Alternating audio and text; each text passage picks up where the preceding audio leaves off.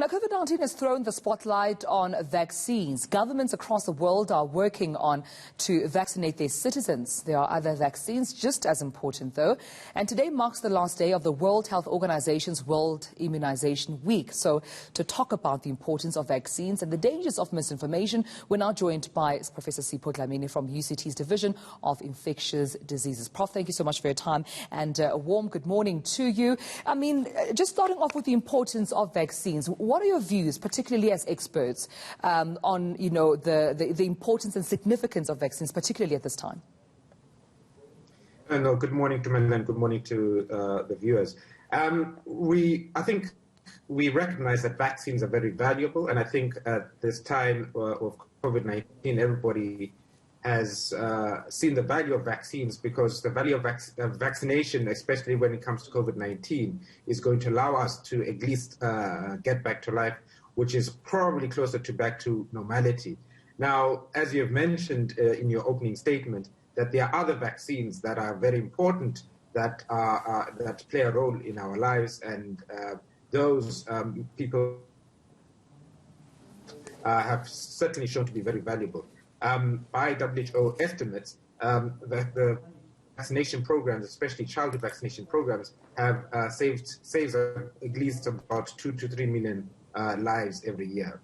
So certainly, we in infectious diseases have seen the value of vaccines and continue to advocate for vaccines. But now vaccines aren't necessarily just for children, but also throughout one's lifetime. And this is, one of the messages we keep trying to get out, that vaccines are not just only important for children.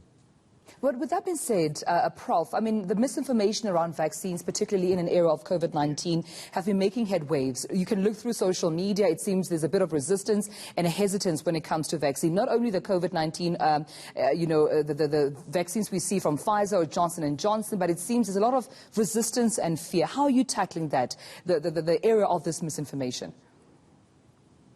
Yeah, so I think we've recognized that even before COVID-19, that this issue of people not understanding vaccines and this issue about vaccine hesitancy. It is a problem that we try and encounter by giving the right information, trying to educate both the public and also other people in the industry about the benefits of vaccines and why it is valuable to vaccinate.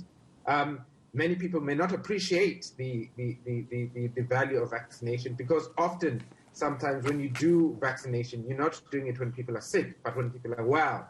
And people may not understand, why should I get a vaccine that I am fine, but not understanding that one of the tenets of vaccination is, one, obviously, to give you immunity.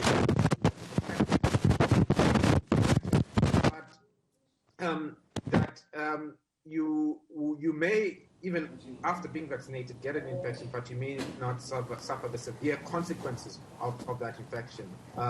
Sometimes, as in COVID-19, it may be death or even prolonged hospital stays, which all have their unintended consequences. Right. The reason I also asked this question, Prof, is because, I mean, we had to halt and suspend our vaccine rollout due to some of the reports coming from the United States that there were blood clots at least detected in a few of their patients after taking on the J&J vaccine. With some of those challenges with the vaccine that we've seen overseas with the likes of the United States, what are you doing as South Africa to ensure that not only do South Africans sort of incur the same issue and the same challenge, but you don't allow that reality and that fact to stop people from sort of entrusting in vaccines or even considering taking vaccines?